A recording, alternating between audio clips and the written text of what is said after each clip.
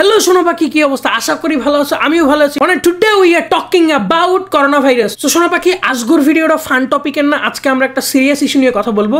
I think এটা যদি আপনারা ইগনোর করেন, পরবর্তীতে আপনারা আসলে হাসপাতালেও জায়গা পাইবেন না। তো সোনা পাখি, দেখতে আসি করোনা ভাইরাস আইতে আছে, আর এটা লইয়া অনেকে এই করোনা ভাইরাসটারে অনেকে কিন্তু মজার পারপাসে নিতে আছে। তো সোনা পাখি, তোমাদের এই জিনিসটা একটু ঘুমটা ভাঙাই দিই। তোমরা হয়তো এখন একটা ঘুমের মধ্যে আসো, এখন একটা ইস্কের মধ্যে আসো। তোমার না পাখি দেখো, চিন্তা করো 2020 সালে কিন্তু করোনা ভাইরাস বাংলাদেশে এন্ট্রি নেয়। এই যে করোনা ভাইরাসের যে রেসটা, এটা কিন্তু এই 2025 সালে অনেকে কাটাই উঠতে পারে না। কারণ কি, হঠাৎ করিয়ে একটা ভাইরাস যে বাংলাদেশে ঢুকলো, বা এই যে পুরো বিশ্ব যে ওয়ার্ল্ড ওয়াইড যে এটা নিয়ে কথাবার্তা চলতে আছে, বা এটা নিয়ে কিন্তু আগে সতর্ক করা হয়েছে যে ভাইরাস আইতে আছে, কামিং ভাইরাস। সোনা পাখি দৌড়ে দৌড়ে আইতেছে, মাস্ক পরতে হইবে, স্বাস্থ্যবিধি মেনটেন করে চলতে হইবে, তারপর কি স্যানিটাইজ করতে হইবে। কিন্তু এই জিনিসটা কিন্তু আমরা শুনছি 2020-এর আগেও। 19 সালের যখন শেষ দিক দিয়া, যখন বাংলাদেশ ছাড়া বিশ্বের অনেক অনেক জায়গায়, বিশেষ করে চায়নাতে যখন করোনা ভাইরাসটা প্রকাপ পুরো দাপাই বেড়াইতে এসেছিল, তখন কিন্তু বাংলাদেশের মানুষজন করোনা লাই টিটকারি করছে। আবার অনেকে তো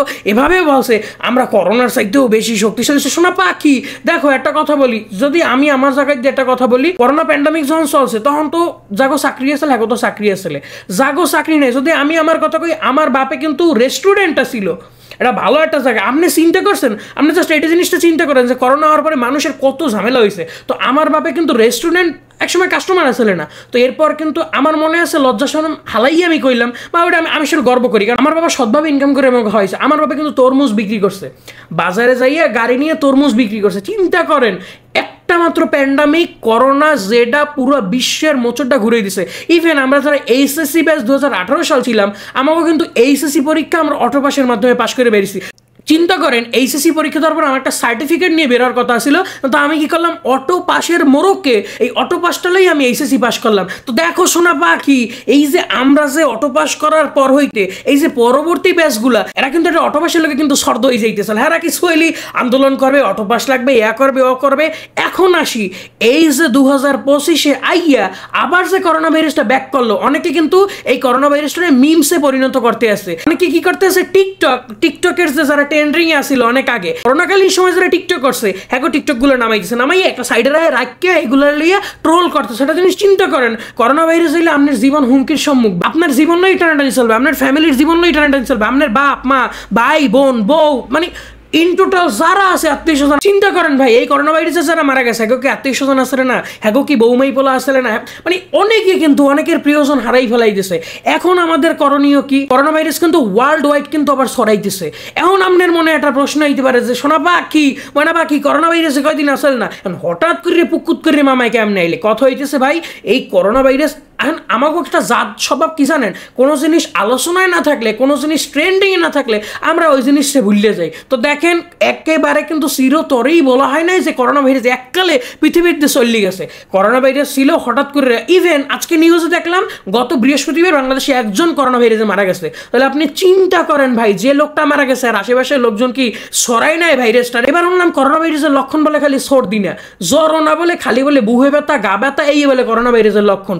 এবার সব থেকে একটা ভয়াবহ একটা নিউজ দিয়েছে, এবার যদি করোনা ভাইরাসটা আয়, এবার কিন্তু অনেক কিন্তু ভয়াবহভাবে কিন্তু ছড়াই যাবে, যেটা আসলে কল্পনা করতে পারবেন না। চিন্তা করেন ভাই, আপনার একটা লোন আছে বা আপনার বাবার একটা লোন আছে, তার কি সে বিজনেস করে ওই লোনটা পরিশোধ করতেছে। এখন যদি হঠাৎ করে বাংলাদেশে এই প্যান্ডামিকটা ঢুকে যায়, আপনি চিন্তা করেন আপনার ফ্যামিলি বন্ধ হয়ে যেতেছে, আর্থিকভাবে অসচ্ছল হয়ে যেতেছেন। তো এখন আমাকে করণীয় কি ভাই? অনেকে কিন্তু আমরা করোনার প্রথম ডোজ নিছি, সেকেন্ড ডোজ নিছি, বুস্টার ডোজ আর নেই নাই। আমরা ওটার পুরো অবজ্ঞা করছি, অবহেলা করছি, দূর বেড়া আমরা বারা করোনার চাইতেও বেশি শক্তিশালী। কিন্তু কথা হয়েছে সোনা পাখি, এবার যদি অ্যাটাক করে, এবার আর কোনো জায়গায় তোমার কিন্তু যাওয়ার কোনো লাইন নাই।